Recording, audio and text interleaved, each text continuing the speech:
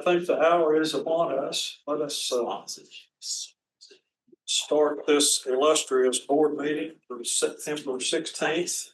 Oh, Sean.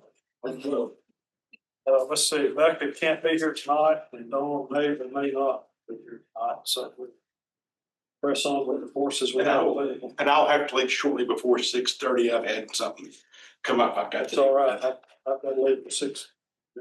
Sounds good. Sounds good. Let's see, we have your minutes before you. If you've had time to look at those, does anyone have any comments? Minutes?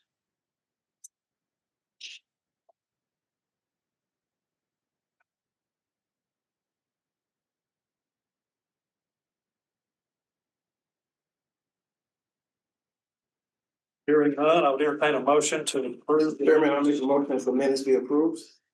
Motion received. Is there a second? I'll second. Second, any discussion? For last month's minutes, right? Yes. Does it matter? Linda was here as part of the staff. Does that get counted or no? Oh, Melinda.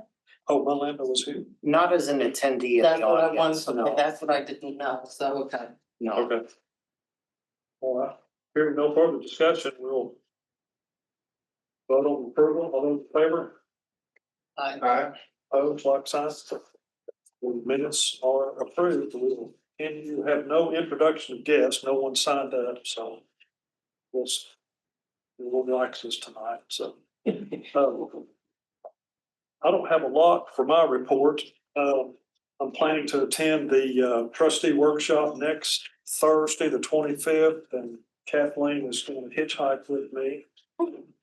Dustin, are you going? Yes, sir. You're going? Yes. You're welcome to ride too, or we can work our way out later. Okay. Doing that, we're still continuing to meet with the Friends of the Library Foundation, myself and Dustin and Vandy and Travis, just to make sure we're all still working together with the team. And that meeting is scheduled here in a couple of weeks. And then the strategic plan consultant has been hired. Did you all know that? Have we talked about that last time? We talked about approving it at the board, but it hadn't yet been approved. Okay, so we have, For payment by the Friends. okay, so the Friends have paid for May late for 4 sessions, right? They did, correct. Okay. That You're welcome. concludes, Thank you. that concludes my report for that. So let's move on to Dustin. Do you want to get your? Absolutely. So to start really quickly at this breakdown on what I've been accomplishing for the workshops. It's a little shorter. I've begun starting to develop more into strategy as opposed to learning. I've begun to start developing more on trying to reshape as opposed to listen. I feel like I'm at the point now where I've got a good swath of what's going on and I'm trying to hopefully help steer in a new direction. I have some exciting ideas that I'm trying to put forward with the staff. I've introduced it to the admin planning team. And then I've also introduced it, some of the items to the staff. And once, hopefully by next month, I'll be able to share it with all of you as well, some of my strategic vision that I'd like to go with. But the core crux of it is going to be essentially through a plan of branding essentially and direction, training, and advocacy. I'll try and make sure that I have the staff be shown a direction, make sure the staff are trained, and then make sure that all of us are advocating in one message to help try and encourage one voice. For the director's report portion, we'll be changing our app pretty soon. I'll be able to give you guys a little more detail on that soon, but Kapira, the app that we currently have for our library, is going defunct. It will no longer work with our system. And so we're gonna have to have a new one. I've asked the team, Zoe already put together a really good idea for a strategy on a rollout. So I'll have more steps for that for you shortly on a certain app that we're gonna go for. We're thinking of one that's going to be free, which is even better. It works with the system and it was created with the system. So more details to come. The Fall Festival is right around the corner. Given what I saw at MiniCon, I'm really excited to see what it has to offer. I know that at least there's going to be balloon animals, portrait drawings, face painting and more. And the friends are going to be doing pumpkin painting, I believe. Pumpkin thing. Yeah. Hello. We purchased recently a Colibri system in the tech services area. Essentially, it's going to be able to allow us to put specialized book coverings on our books in-house. This system was purchased thanks to money that was donated in memory of Carol Thomas. And what it's going to be able to do is help any kind of book that has a little bit of damage extend its life so that we don't have to replace it. The facilities, if you guys have walked past, the ceiling is complete and all of the books are back on the shelf. We still have zero loss of any books whatsoever. Deborah Dean and I have talked. Our plans for the art display are going to be putting likely 2 to 4 cattails, depending on what can be approved with finance, and the Shakespeare card. We're gonna have it in the back. I've spoken with the group that generally tends the plants and flowers. They'd like to be there to make sure nothing gets trampled, but they're really excited with the prospect of that because they want to add some color anyways. So as long as this is okay with all of you, and I did also, I'm sorry, respond by email, but I did follow back up with her about some of the concerns that all of you had, and she did say that she would have, she would incur all of the charges in case there was any kind of damage or maintenance, so. So is that all right? Perfect. Did she say anything? Because I know that we had expressed a little bit of concern about how weather might affect the piece of art. Did she give you any sort of idea about if those were founded on our part, or if it was one that she felt pretty good about how it would stand up to what the weather is around here? She said it should be fine. It's going to be thick ceramic pieces that'll be glazed, so we should have no problems with it. Excellent. All right, some other events. I don't know if you guys were able to see, but the library partnered with the DAR and the Blount County Museum. The DAR did a display recognizing Black veterans buried at the Mount Gilead Cemetery in Alcoa. And they did a remarking on the gravestones on September 5th on a Saturday. They did have to bring it back into the museum because of weather, but we were able to help them house a little bit of the memorabilia and some of the stories. And they're currently in the display case right now as we speak, if you guys wanted to check that out. I am having some fun putting in quite a bit of regional data for the public library survey. It's for the month of September, and Liz is going to talk a little more about that, so I'm not going to steal her thunder. But it involves literally writing down every single aspect of what we do at the library. And finally, as August comes to a close, we have a new group of honor scholars that are gaining work experience. Summer has done an incredible job looking for these scholars. And Maryville College brought students around to various institutions so that they could learn what they would be doing before they begin. They came to the library. There were so many people that wanted to work in the library, we had to put them on a waiting list. So we're currently pausing right now for extra scholars just because we're feeling that we're a little full right now. We have a total of 12 interns. So, yeah, well done, Summer.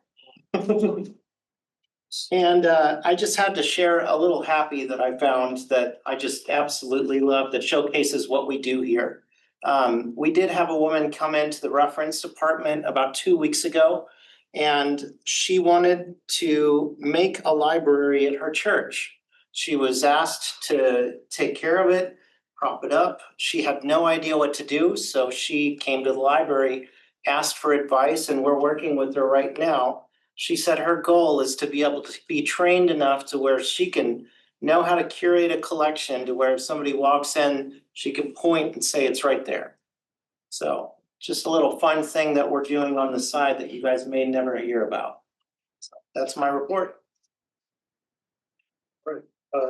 We want to continue with the financial Yeah, thing, or is that's a lot of that? jump on and find it. Right now, we are, operating, we're 10 weeks into the fiscal year, so we're around we should be below 19.23%. And that is pretty much where we're at, so everything's tracking well. What is it? There are 2 line items that we are aware of that are trending a little bit higher than normal. They are our food supplies and our utilities. Dustin has been in conversation with the finance department already, so it is under our radar, and we will keep you posted as there is more to share. Is there anything that you guys had a question on, or anything you'd like me to elaborate on?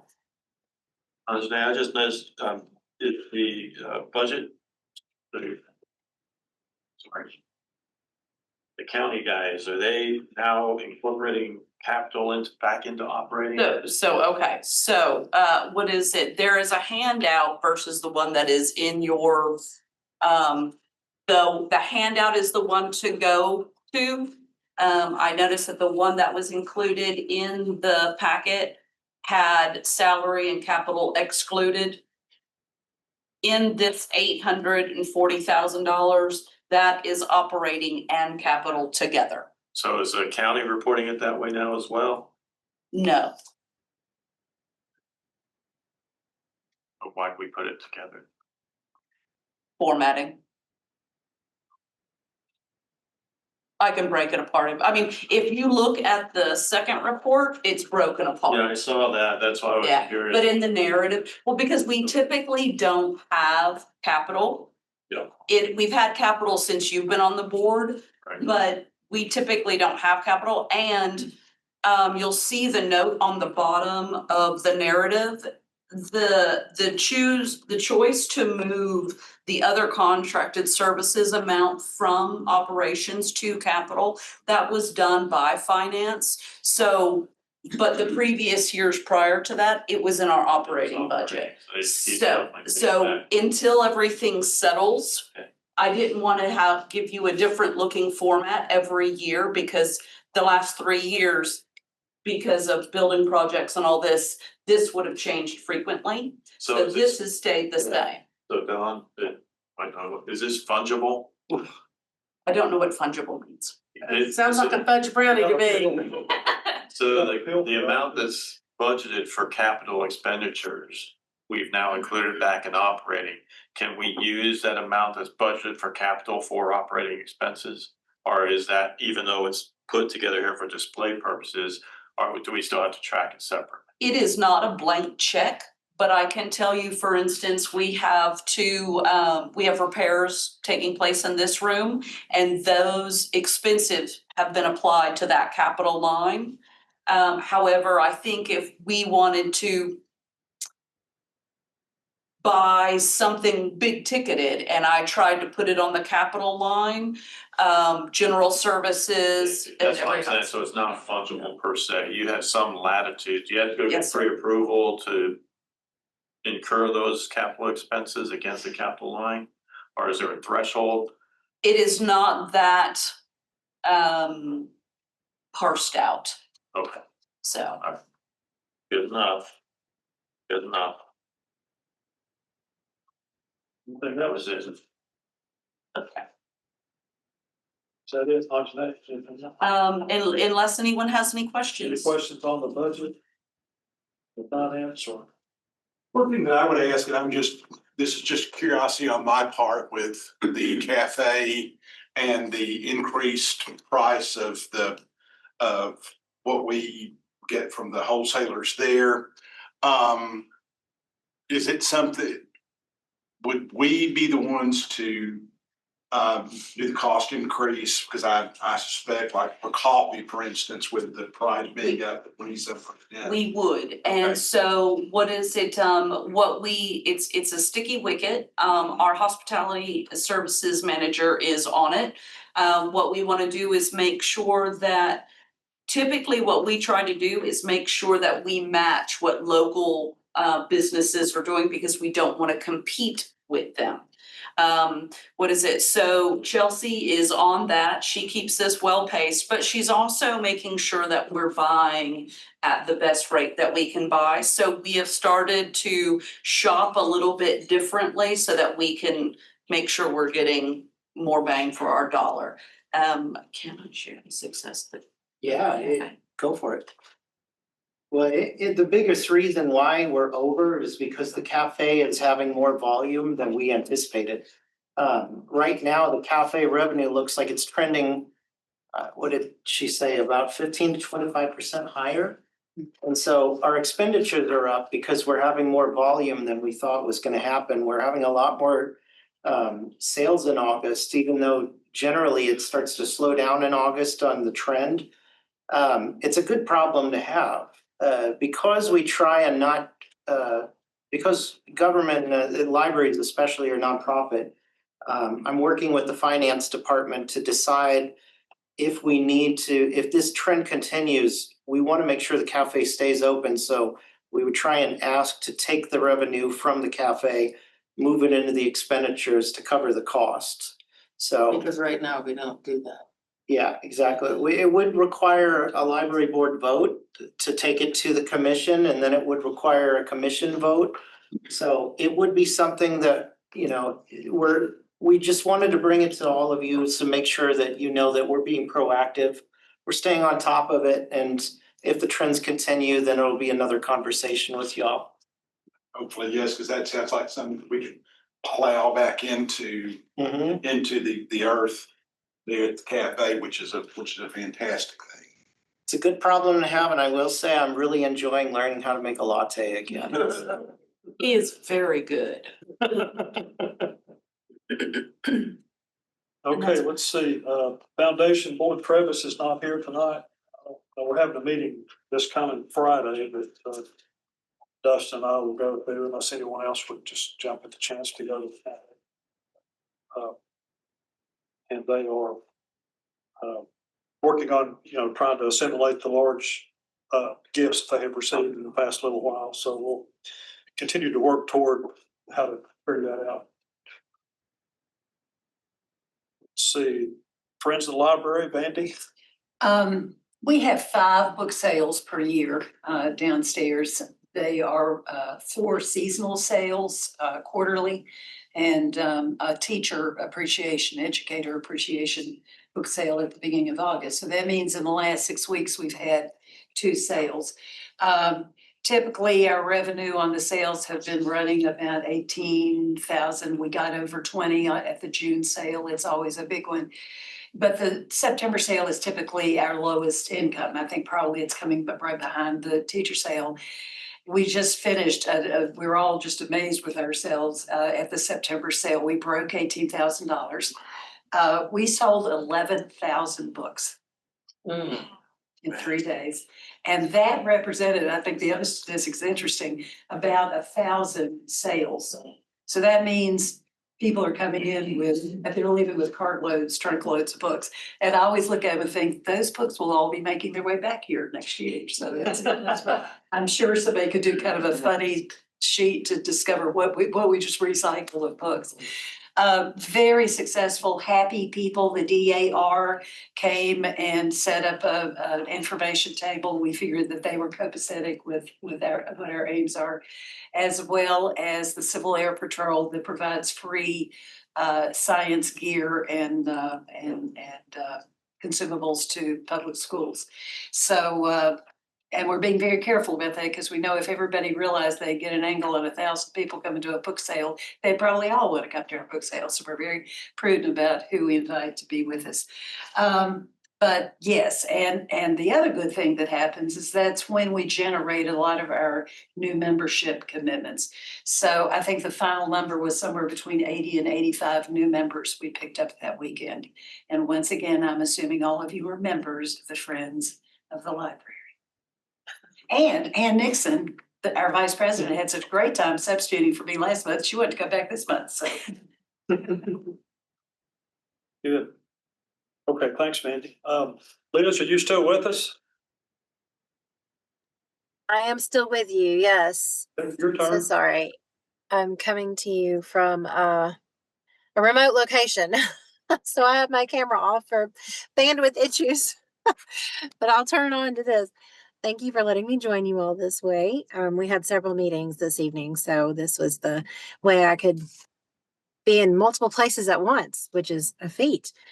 So I shared my report with you all. Our September training for this month was creating and sustaining thriving workplace environments with Mary Brown.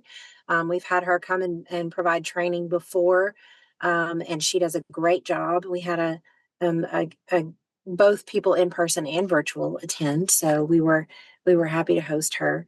We will also be hosting what we are calling data collection open labs every Friday for the rest of the month. As Dustin mentioned, our big initiative this month is the libraries all across the state are completing the annual public library survey, which I think probably does ask you everything except your blood type. He's not exaggerating. It has the library's report on everything that has happened in the previously closed out fiscal year, from circulation to number of staff, number of volunteer hours, everything in your collection broken down by every single possible type, the digital, everything that they've done. And it's a huge survey, and we appreciate them taking the time to do that. So they have the whole month of September to complete that. And then at the regional level, we will do edit checks in October. And then eventually all of that information will go to our state data coordinator for further edit checks, and will eventually end up at the federal level at IMLS, which is the Institute for Museum and Library Services. And it's really an important survey because it really goes on to inform everyone at every level about the importance of public libraries and how much they are doing for their communities. So public libraries are big bang for your buck. And we like to show that with this data. Our other big initiative, Greg mentioned, he and Kathleen are signed up, and Dustin will be happy to have you too come to our annual trustee workshop. That will be at the Art Circle Public Library in Crossville. They're on Central Time. Just have to throw that out there. Greg has graciously agreed to be one of our panelists for our trustee panel. So thank you very much. We'll be very happy to have Blount County Library represented for that multi-regional training for us. We are reminding our libraries about summer reading conference. I know it feels like we just ended summer reading, but there's no time like the present to start again. And so we are hosting a summer reading conference again at the Art Circle Public Library. There are 4 different conferences across the state, and the one closest to us is taking place on October the 1st. Kate Green-Smith, our Youth Services and Special Projects Coordinator at the State Library and Archives, has sent out registration information. So we hope folks can attend that. Let's see. We also highlighted our Tech Grant Award recipients in our region, the libraries that received those. So kudos to those libraries for applying and receiving technology grants. We continue to remind trustees to complete the trustee certification program. Kathleen, I did register you. I hope you got your welcome email. Okay, good. You started my 2 modules. Perfect. Okay, excellent. So if anyone else needs me to register you, just let me know. I'm happy to do that. And let you get started. And then I believe I shared of course, the Reads ebook and audiobook download circulation statistics for all the libraries within our region. And that's what I have. Okay, thanks, Liz. You're welcome. Okay, our next item presented by Richard is a policy proposal to reformat some policies. And there's a lot to unpack here, and I don't know that we want to get into the weeds at this particular time. There's a lot of things to consider. Some of you probably seeing this for the first time. And I'm proposing that we have a work session at the next meeting at 4:30, that we can all sit around the room and hash this out, because there's a lot of things that will be impacted. And we need a full board discussion on why to do this, if we need to do this, or what. And I don't think we need to, unless anybody has a burning comment that you want to make right now, if you've had a chance to look through it. There's essentially, as you see in your packet, Richard wants everything to look the same as it would you pick anything up that has the same format. And that's all good and well, but I don't know if we want to wholesale change everything right now. So that's kind of my point. But I think it's a lot, it's, yeah, just knowing where we were when I first came onto the Board of Trustees and knowing how far we've come with all of this, and with Dustin being new and the strategic plan and all of the stuff. yeah, I think it boils down to priorities. You know, we've had a lot of things we need to get done. I don't know if I want to spend time retyping all of these things and going through all the verbiage. What I will say is that it's not intended to go do a wholesale change right now. You would change it as the policy comes up. And that's fine, good, well, yes, and that's how it would have to be approached in my view as well. Yeah, because when I first rolled on, there had been some of these policies that had not been reviewed for, oh my goodness. Since the early 90s. Yeah, I mean, it was insane how long it had been since any of this stuff had been reviewed. Yeah. So with Manny is when we started doing one every month and updating that, and yeah, so we've come a long way. Yeah. In the time that I've been on here. Well, I think the time would be spent better to just have a separate special. Yeah, I agree. At our next month meeting, maybe say at 4:30 on that October 21st, because it has to be an open meeting, so we all have to be here. I know you're going to be gone. Right, well, the question I've got is, I'll have the ability, and I know I won't be able to vote on anything, but I'll have the ability to Zoom in if possible, because I have to take my computer with me to my conference anyways. Okay. So if maybe that's. you could provide a narrative of your comments ahead of time, that might. Yeah. That might work better, so. That required word. That's right. No, I'm happy to do that for us. And that also parlays into, I'll skip ahead to the code of ethics policy. There was also some wanting to change some verbiage in the way that is written, and that we could do that at the same time. That's because people need to see before and after, and what are we changing and why are we changing it. A lot of this stuff enters into it that I don't think we need to spend, we can't spend the time tonight to get into the minutia, in my over humbly opinion. So, would I entertain a motion to do that? Is that Yeah, motion to okay? Any meet second on earlier. that? Second. Okay, all in favor? Any further discussion? well. More comments? Sorry, go ahead. No, so we just want to make sure that we get this correct, because I think this is going to be important for us.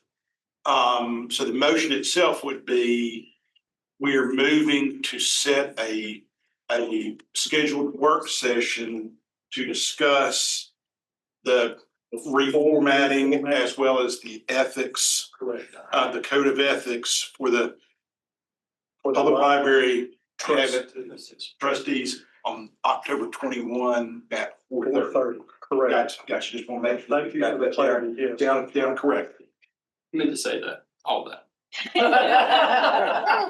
So we have a first, and we have a second, Dexter, correct? No, I had a similar question. Second. So it was second from Don, Okay. but I was coming with the same as Sean was discussing. Okay. All those in favor? Aye. Opposed? Okay, so we will have a 4:30 meeting on the 21st of October. Hash out all of this stuff. Hopefully we can get done before the regular meeting. So that'll be great. I think that will be good. Have a fresh start, have everybody's input. And you can have a chance in the meantime to read through. there should be in your packet, there's a compromise thing, there's a proposed, looks like this is a suggested new format. You can kind of see that, see how that plays into this if we want to move forward, all that, so. Okay, so we will move, thank you for that. We will move to old business. Let's see, we discussed the first one, the code of ethics. The next is the rules of conduct policy. And this is do not run with scissors, right? Is this for, let's see, is this for discussion? It's for a vote. For a vote? Yeah, we talked about it last time. Yes. Rules of conduct.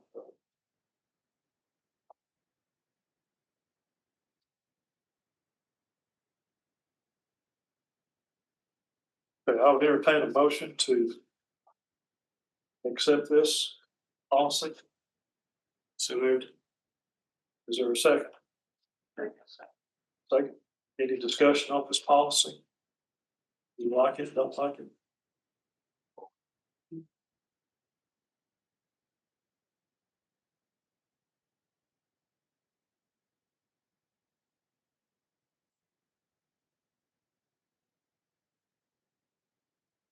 I mean, just as a, from the legal side of things, or from the criminal law side of things, the temporary or permanent exclusion, that's good language to have in there, because that's one that if we do what we would call a trespass order, then, you know, if that's there within this particular code of conduct, then it is something that can be is pretty crystal clear once the person, you know, if they wind up having to come to court or something. And so I guess just as an aside for you all, these things wouldn't necessarily have to take place inside the building to fall under this. So as long as it's within the confines of what would be library property, whether they're at the corner out there or inside here, it all works that way. Because some of the folks that we deal with from time to time try and be tricky about stuff like that, you know, I'm sitting up there, I'm not causing any problems in the library. Well, so Yeah. Yeah. And that is a reality we've had to deal with occasionally. There has been some times where we've had to have conversations with people on the grounds, in the parking lot, for example, or, you know, in the sidewalk. Right. I appreciate this language for this. Very good. Anything else on this? Okay, we have a second. We have a vote. All those in favor say aye. Aye. Opposed? Rules of conduct. Pass as presented. Then the next one is a circulation of library materials policy, and this was increase the limit of stuff, right? Was that part of it? Yes, sir. And just on an aside as well, I have had 2 other individual patrons that have come forward to express their support in the increase of the circulation numbers. I do believe they also sent emails to all of you as well. So I had a verbal conversation with them as well. This one is just for discussion. They voted on next time. Yes. Okay.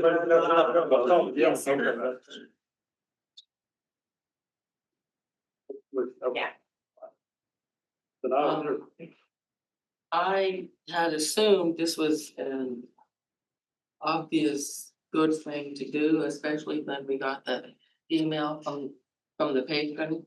And I assumed, 5 more items that would customer service.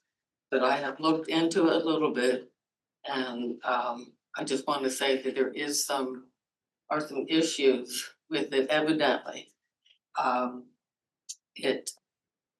While the staff says that they definitely will do this and do whatever they want, whatever we want, and they are very concerned about giving the best customer service they can. They are concerned, because they are short-staffed, not, well, and this is going to create a domino effect. It takes a lot more work than I think, because I didn't work in that department, but it takes a lot more work. They have to handle every single item, and they do it multiple times, and it creates the phrase that was used to me was a domino effect, that they have to do this, and then that means they have to do this and this and this, and that's just that many more times for each item. So I'm just passing that on, that there will be a cost, and I'm not saying yay or nay, because from the patron perspective, it is, it was convenient. But from the staff perspective, well, they've all said, yes, we will definitely do it, but it will just create more stress a little bit for them. So I'm just communicating. So I would just be curious, how many people are gonna walk up with 60 items at one time? evidently, they do have families that do that. You wouldn't know, but evidently they do. And when they have a family comes in, and that's not uncommon. I mean, It's some homeschool people too. yeah, I don't do homeschool to get and started. they're not always. I'm just saying that's who checks that stuff. I think we need to do it just because of those Just because. emails that we've gotten from those people saying that They have, it would be beneficial for them, so. they cited a patron that, a family that regularly takes out, able to, because of the number of people, 36 DVDs at a time. They're homeschooling. Yeah, I mean, I don't know. DVDs. And again, for me, from my perspective as a patron, it's a good thing. But there is a cost to the staff. It'd take me 5 years to read 20 books. I know, right? 36 DVDs you'd have to watch forever. Well, I do think that it's a situation though that we can monitor that. Yeah, And I think yeah. that's probably a good thing to do, is that if it turns out that it becomes, kind of worms that we didn't anticipate, Exactly. then certainly I think we have the ability to revisit that if necessary. And that is something that I was told, that if they also would hope this does not turn into just the first and then continually increasing the number of checkouts. fair concern. Just. Yeah. Well, absolutely, yeah. And they all assured me, they will do it. I did work with the circulation manager on these numbers, and that was the intention, to try and make sure that we had a strategic increase that wasn't too high, but at the same time was allowing us to mitigate the issue of, like you said, the cascade effect. We wanted to make sure that if we did have an incremental increase over time, that it wouldn't be something that would overwhelm the staff, because right now, I believe, based on the library patron study, we circulated about 200,000 books last year. And so if we increase it only 5 more for the loan limit individually, it shouldn't adversely affect the staff too much. The challenge right now that we are looking at is we don't have the right amount of staff for summer. And that's typically the time that we have a lot of our volunteers leave school, and they're not interested in volunteering right now. And so it's certainly something that we're going to be exploring. Well, I just wanted to make us aware of it. Sure, absolutely. Be aware of it. So, did we have motions on the floor for this? Yeah. The bench is kicking in. Into discussion. I think we discussed it before we had the motion. So we have a motion to approve this. To approve. Okay, is Second, there a second? Second. Okay, any further discussion on this? All those in favor of approving this policy? Say aye. Opposed? Very well, then this policy will pass. And we will move on to building closure schedule. Is that? It is, yes. Next. Yeah. so I was right with the day after You were. Christmas. Yeah. Sir, I felt like I would be. and I just have to say how much I appreciate this board for you, for what you guys mentioned about taking it back to the staff, asking the staff. It's one of the reasons I'm here. I really appreciate the buy-in, the support that all of you have with staff. I did present it as a poll. I had, I believe 20 responses out of 35, and it was unanimous. Every single one of them wanted Thursday, Friday, Saturday off in lieu of Wednesday, Thursday, Friday off. So I really appreciate the offer to be able to do this. And with your permission, I'd like to ask for you to approve this building closure for 2026. Okay, we have a motion to approve. Motion to approve. Second, Second. 2 seconds. I was in there. Second, happy. Okay, all those in favor of approving the schedule? Uh, Opposed? Dustin, thank you for taking me back. Yeah, thank you very much. So, yeah, that's. That's, and it actually turned out kind of like what we figured that it, Yeah. that it would as well. So that- Which is good. That's mama. Yeah.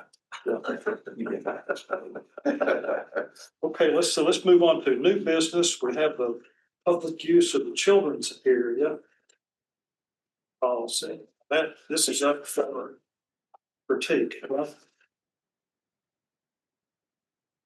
That is in here to be critiqued and looked at next time.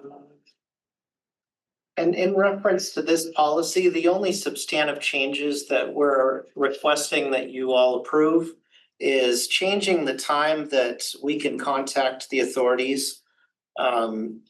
Right now, typically an issue, if a library has issues with lost parents, it's a result because the child has wandered off, we'll make an announcement and they're found almost immediately because they're freaking out as well.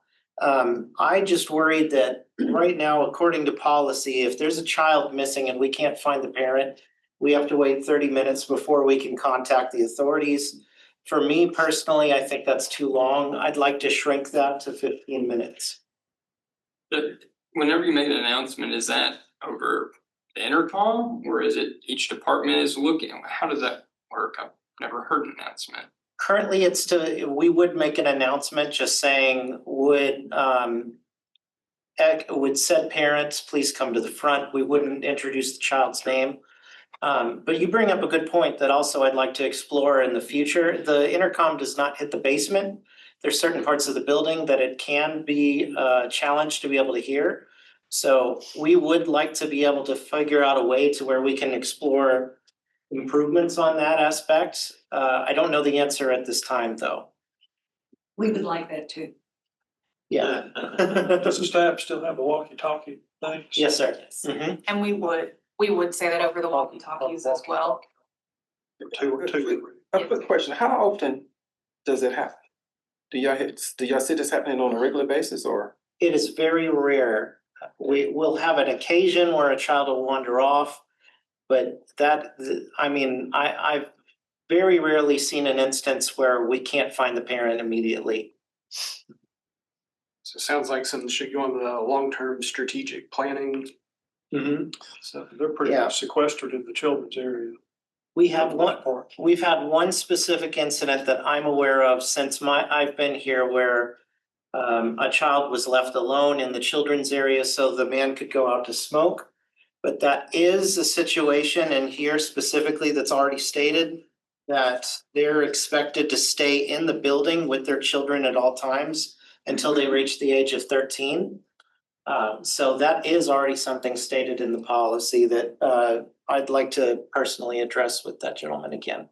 Is that something posted in the children's area? Yes, there is. Okay. I think it's from a law enforcement perspective, when you talk to the police around this area, the growing number of dangerous elements that are unfortunately congregating around here. And then time is of the essence in the event that something nefarious were to occur, 15 minutes, 30 minutes by that time. Yeah, that's too long. And then from a nuisance perspective for the staff, 15 minutes, as opposed to 30 minutes is an inordinate amount of time. So I think it's a prudent measure. But mostly this is for if a child is not within an adult, it's not for a missing child. If the parent comes up and says, my child has been kidnapped, that's a totally different. Completely different, yes. Yeah, that would be a code out. They're separated. There's some- Yeah, in this specific incident, only it'd be 15 minutes if the child is wandering around Unattended. unattended, if he's under 7 years old, or if he's crying, we'd really like to be able to especially find that parent immediately.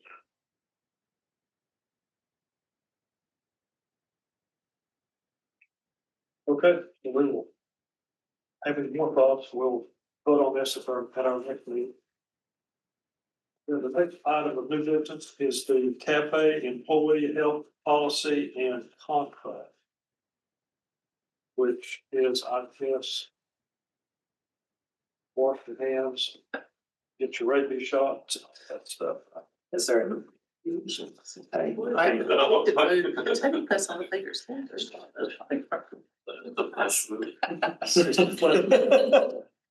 I also have to say how happy I am with this one because the big change is we're removing COVID from the required portion that you have to provide a written notice that you can come back to work.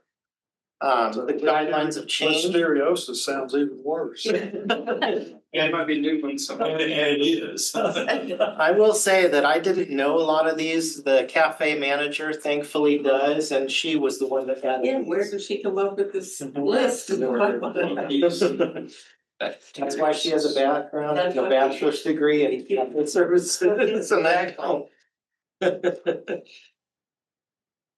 I mean, if we're listing specific things, I mean, typhoid fever and cholera.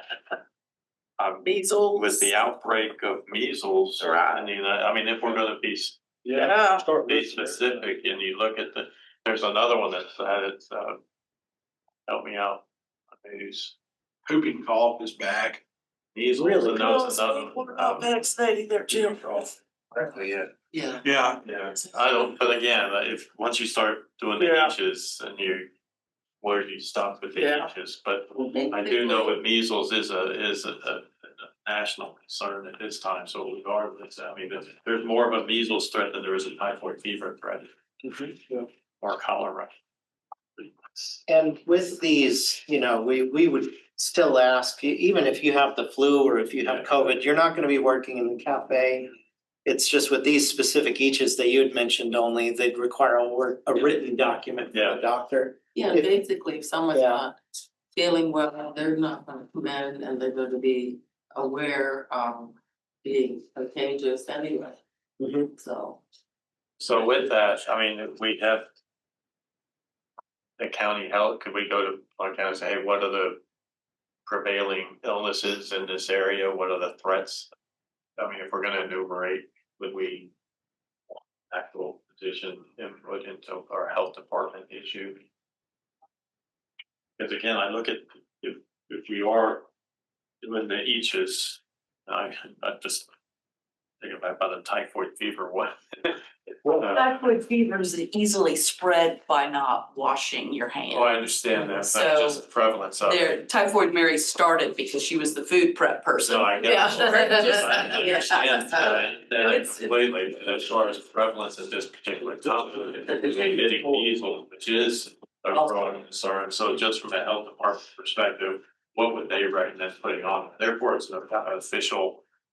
Sean, Yeah. is there better language where we can kind of, because what we're trying to Yeah. do is if you are highly contagious with anything. Exactly. There may be, I can I can check on that and see if there's anything that,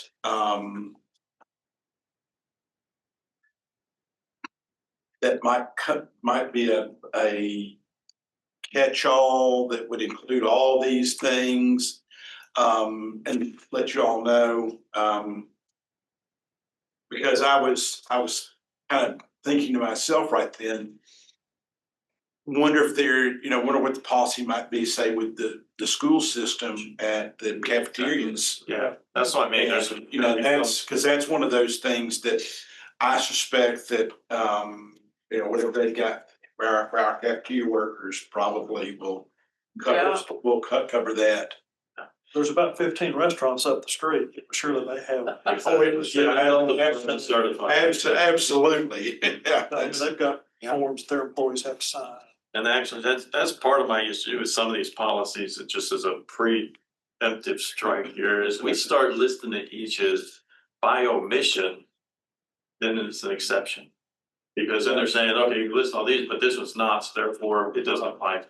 Right. And that's the danger when you start enumerating things specifically, is by omission, you then granted it as an exception. And that's why I think if we can come up with more blanket